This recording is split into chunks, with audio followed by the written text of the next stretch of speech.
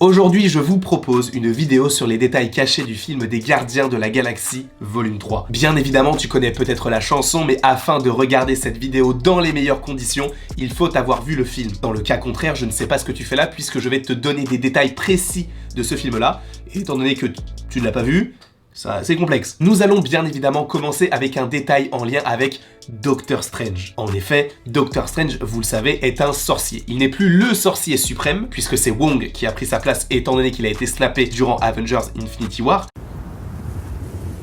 There was no other way. Mais il est toujours sorcier. Et en étant sorcier, on a des facultés particulières, on peut créer des portails circulaires et oranges, des portails que nous voyons, puisque l'un des ravageurs du groupe de Staccarogold, interprété par Sylvester Stallone, crée des portails et est donc un magicien. Et par ailleurs, ce personnage, nous l'avions déjà vu dans le film des Gardiens de la Galaxie, volume 2, tout comme le personnage de Martin X, donc cette personne tout de vert vêtu, qui est joué par Michael Rosenbaum, qui n'est autre que Lex Luthor dans la série Smallville, pour ceux qui ne le sauraient pas. Mais donc oui, nous avons bien des magiciens hors de la Terre. Par ailleurs, je te mentionnais quelques acteurs, parlons des acteurs qui sont présents dans le film et qui sont entre guillemets des petites références, des petits caméos. Évidemment, nous avons Nathan Fillion, qui joue dans tous les films des Gardiens de la Galaxie. Et il joue à chaque fois un rôle différent. En effet, dans le premier film, il joue l'un des prisonniers qui veut se friter avec Star-Lord. Et c'est notamment celui qui reçoit les doigts de Groot dans le nez. Check out the new meat. I'm gonna slather you up in Navi and jelly. Go to town.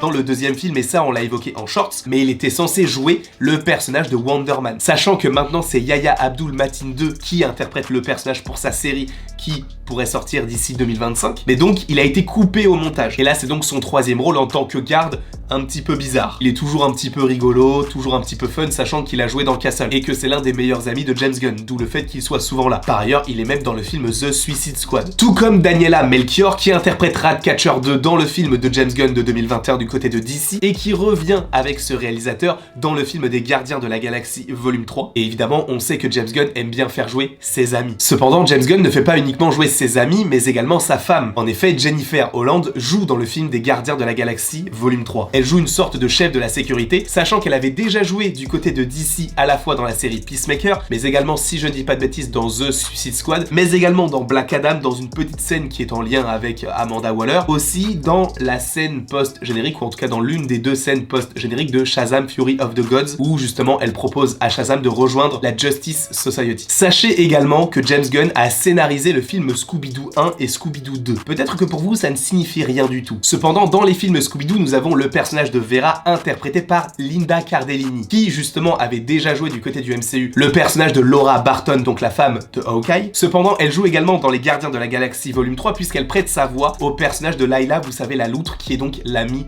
de Rocket. Et toujours en lien avec Scooby-Doo 1 et Scooby-Doo 2, dans le film Scooby-Doo 2, nous avons l'acteur Seth Green, qui joue également dans tous les films des Gardiens de la Galaxie, sachant qu'il joue Howard le canard. Sachant qu'on le voit dans une scène jouée avec le courtier, qu'on avait déjà vu, interprété par Christopher Fairbank, qui avait déjà joué le personnage dans les Gardiens de la Galaxie volume 1. Les deux personnages sont présents sur Nowhere. Et bien sûr qu'ils ont le droit de jouer. C'est bien aussi d'avoir ce genre de personnages qui ne font rien, dans le sens où on a toujours des personnages qui sont toujours dans l'action, et c'est bien aussi d'avoir de temps en temps des moments de repos, entre guillemets. Et tout à l'heure, donc, je vous parlais de Linda Cardellini, qui joue à la fois Laura Barton en live action, mais qui prête sa voix à Layla dans le film des Gardiens de la Galaxie volume 3. Mais nous avons également une autre actrice qui a déjà joué du côté du MCU, qui est revenue pour le film des Gardiens de la Galaxie volume 3 en interprétant un autre personnage qui n'a aucun rapport. En effet, Judy Greer, qui interprète Maggie, qui n'est autre que la mère de Cassie et donc l'ex-femme d'Ant-Man, dans le film Ant-Man et Ant-Man et la Guêpe, interprète le personnage de Warpig. Vous savez, c'est cette créature qui ressemble à un cochon et qui affronte Gamora dans le Bowie. Eh bien, elle prête également sa voix à ce personnage-là. Ce qui n'a aucun sens, puisqu'on ne l'attendait absolument pas là, et on n'attendait plus du tout. Ensuite, vous savez qu'il y a une scène où les Gardiens de la Galaxie arborent donc des combinaisons toutes colorées. Et certains y voyaient une connexion avec le jeu Among Us. Vous savez, on a tous des petits personnages colorés, et si on est l'imposteur, on doit tuer quelqu'un. Je ne vais pas vous apprendre le jeu Among Us, je suppose que vous le connaissez. Non, je reste pas avec toi, désolé.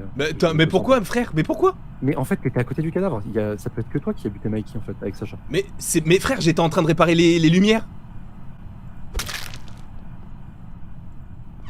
Mais donc cette rumeur a été débunkée par James Gunn lui-même dans un tweet où il a comparé donc la combinaison du film des Gardiens de la Galaxie volume 3 à la combinaison de certains personnages dans le film 2001 l'Odyssée de l'espace. Ensuite on l'avait déjà évoqué en shorts sur YouTube ou même sur TikTok, mais l'actrice Kai Zen interprète le personnage de Phyla Vell, qui est totalement en connexion avec l'univers de Captain Marvel, et par ailleurs, sachez pour la petite anecdote que ce personnage dans les comics est en couple avec la fille de Drax, qui n'est autre que Moon Dragon. Sachant que maintenant, bien évidemment, elle fait partie de l'équipe des Gardiens de la Galaxie, tout comme c'est le cas dans certains comics. Toujours en lien avec les comics, à un moment donné, on mentionne les Xénoriens et les Animen. Sachez que les Xénoriens n'ont aucun rapport avec le maître de l'évolution. Ces deux espèces ont été donc mentionnées comme étant deux espèces qui ont reçu une évolution via le maître de l'évolution. Cependant, dans les comics, ils n'ont aucun rapport avec le personnage du maître de l'évolution, mais ils ont plus un rapport avec Hulk, avec lequel ils sont ennemis. Cependant, les Animen, eux, ont un lien dans les comics avec le maître de l'évolution. Ensuite, évidemment, certains vont me dire, mais ça c'est pas un détail caché, nous avons Yondu. Mais savais-tu que l'acteur, donc Michael Rooker, qui interprète le personnage, n'a pas du tout joué dans le film? En effet, les scènes qui sont en lien avec ce personnage dans le film des Gardiens de la Galaxie volume 3 ne sont, entre guillemets, que des scènes coupées du deuxième film. The high-end community is the high-end community is it's a tight-knit.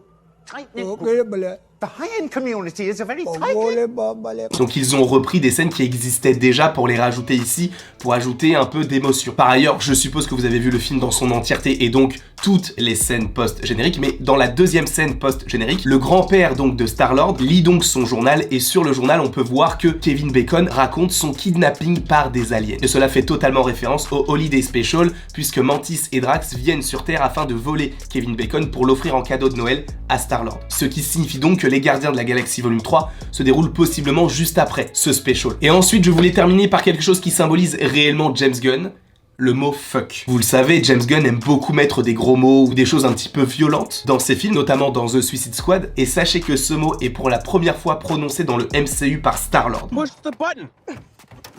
It looks like you're pushing the keyhole. The what? There's a button under the handle. Press that in.